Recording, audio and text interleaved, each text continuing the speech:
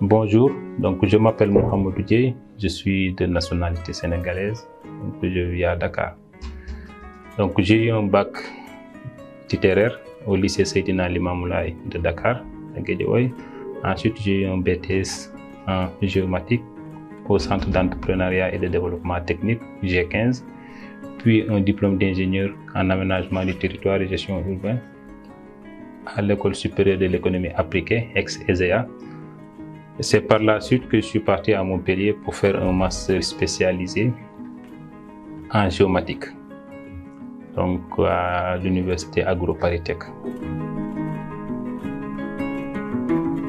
Mon travail au BAM se concentre principalement sur la création d'informations géospatiales liées à l'agriculture et à la gestion foncière. Donc pour ce faire, en quelque sorte, j'utilise divers dispositifs comme les GPS, les données satellites, les drones et les images aériennes et l'exploitation d'images satellitaires. Donc ces données sont par la suite intégrées et traitées dans un système d'information géographique informatisé. L'objectif de cette démarche, en quelque sorte, est de contribuer à une meilleure compréhension des dynamiques territoriales et d'apporter un appui à la définition de politiques publiques dans les domaines de l'agriculture et de la gestion foncière.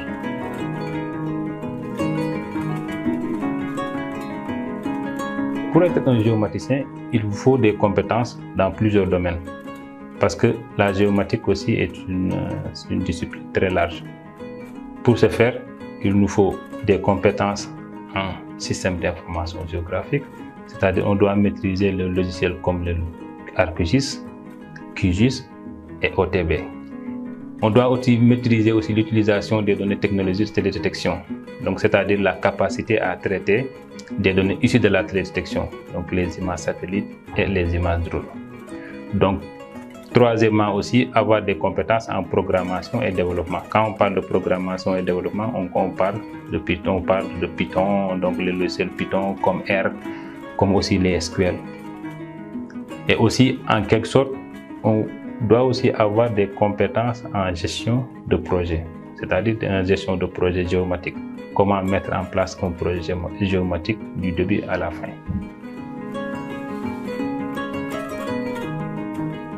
Comme réalisation, nous avons mis en place l'Observatoire national du foncier comme outil de veille et d'alerte.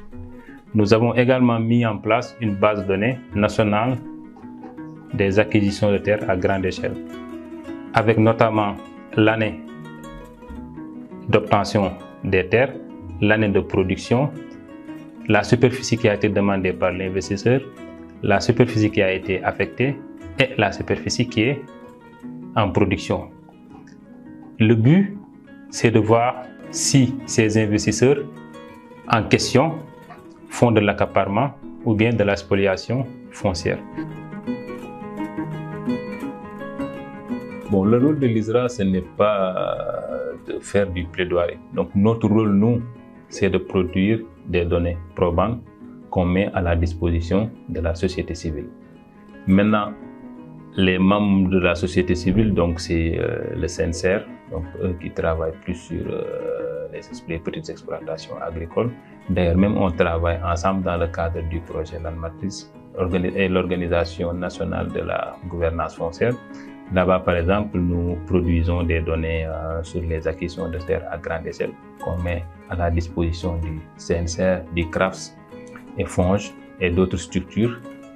Et eux, ils utilisent en revanche ces données-là pour faire leur plaidoyer.